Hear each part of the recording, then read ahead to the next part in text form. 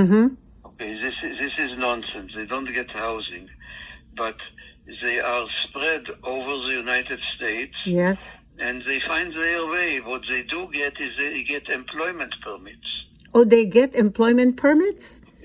They get employment permits, Oh. not immediately, Uh-huh. but after about 2-3 months, they get Uh-huh. employment permits, which makes them very useful and makes American companies very happy. Mm-hmm. Okay, and they are beginning to pay their own way. Okay, because most of those people don't come here for the benefits. They don't come here to get welfare. They come here to work and be paid an income or a salary, and maybe help their families in the home country, or come with the families here. But the purpose is not to get benefits from the government. This is not the purpose. So this employment permit does it have an expiration date, or is like until they're interviewed?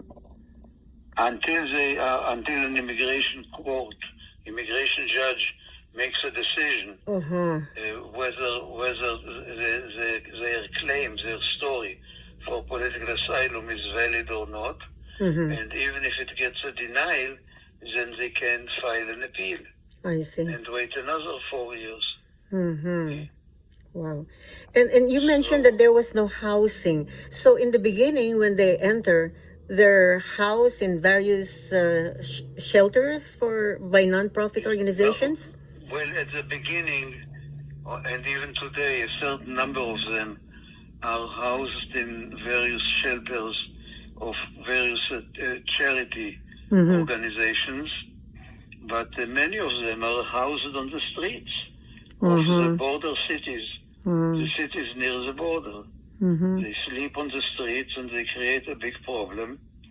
So again, the governor of Texas came up with another big idea. He's renting buses.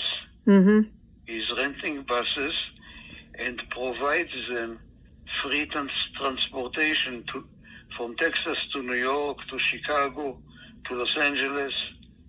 Many, many thousands of them are being spread around the country thanks to the efforts of the governor of Texas. So, Atty.Golan, what happens to those children who enters unaccompanied? They are taken care of separately by some kind of housing that the Immigration Service provides, either directly or indirectly through contractors. So that means that the future employers, like they're given employment permit, so they can apply and let's say go to a restaurant, apply as a waiter, and the employer that would be a legal thing to do, right? They can employ this one with an employment permit. Absolutely, yes.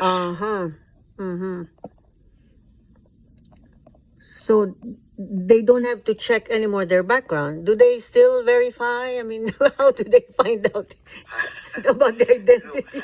Maybe later on there will be some checks, but not when they cross the border and